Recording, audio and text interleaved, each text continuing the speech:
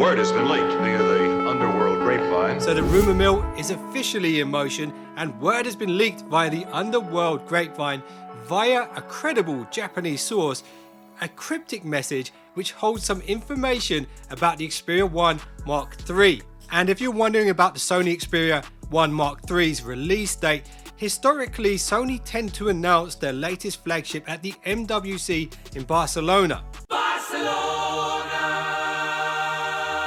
And that normally takes place in February, but in 2021 it's been pushed back to June. My guess is Sony are going to do an online launch event, and Sony have a habit of announcing things and then making us wait 3 or 4 months before we can actually buy it, effectively not capitalizing on the hype that's around the announcement. So maybe, just maybe, Sony will approach it a bit differently in 2021 and potentially announce the device a bit later on. My guess is around March.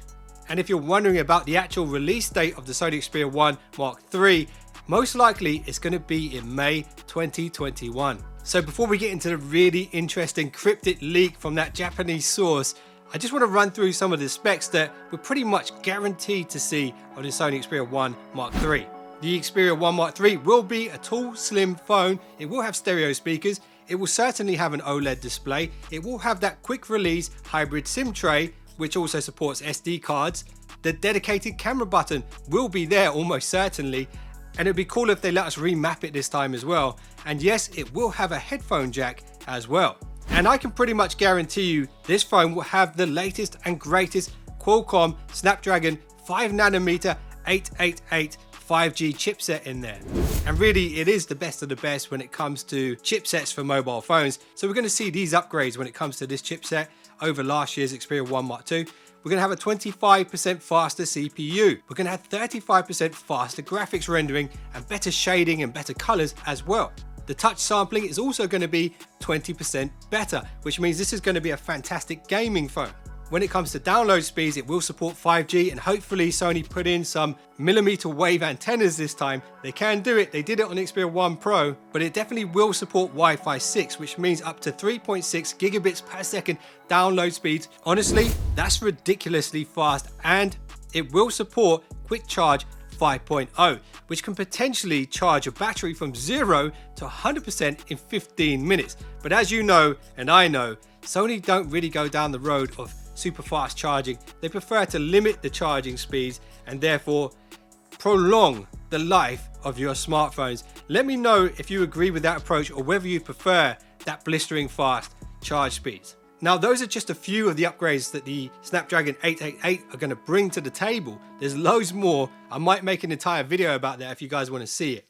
Now, when it comes to the cameras and the fingerprint sensors, these are 2 bits of hardware that I hope are improved. So when it comes to the cameras, I wouldn't be surprised to see a triple camera array, but maybe a slightly higher megapixel count behind those this time. I heard rumors, and these are just purely rumors, of a 50 megapixel sensor behind the primary lens and a potential periscope zoom on the third lens. So that would be interesting if they do that. I can tell you though, they will be Zeiss coating on those lenses.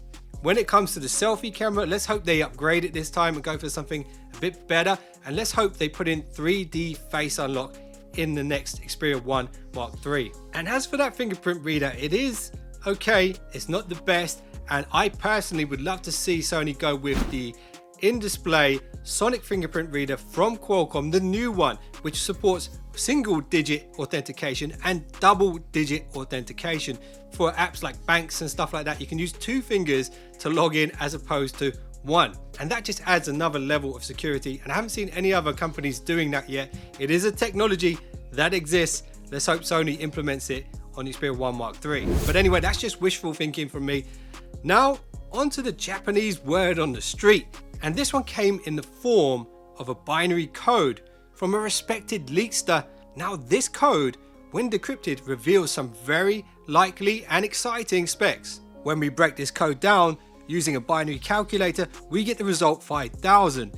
The hexadecimal of this is 1388, and the code is 13 bits.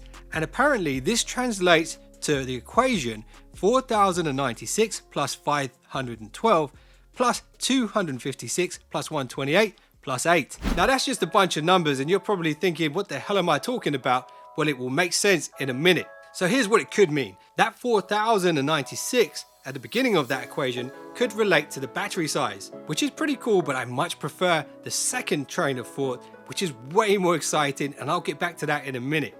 Okay, let's get on to the rest of that binary riddle. The 512, the 256 and the 128 are very likely to be storage options. So that's not much of a surprise here, but let's hope that Sony go with the latest version of UFS so we get the fastest read and write speeds. Now the 8 at the end of the equation is almost certain to be the RAM.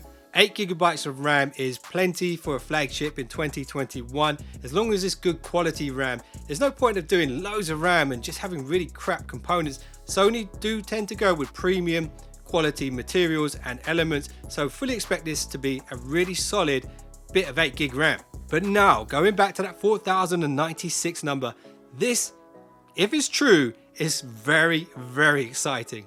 Word on the street is that the Sony Xperia 1 Mark III will have the world's first 4K DCI display with a resolution of 4096 by 2160, which means the Sony Xperia 1 Mark III will be UHD, but it will have a new aspect ratio of 1.9 to 1, which is a much better ratio for consuming video content on a smartphone.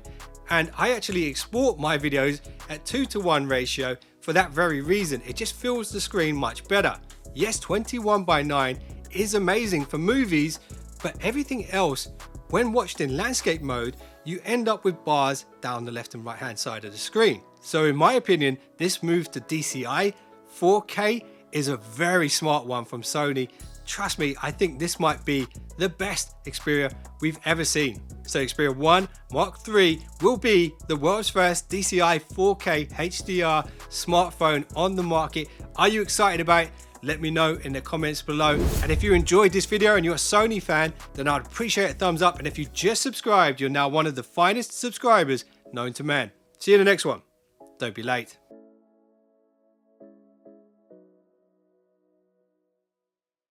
Merry Christmas, you filthy animal, and a Happy New Year.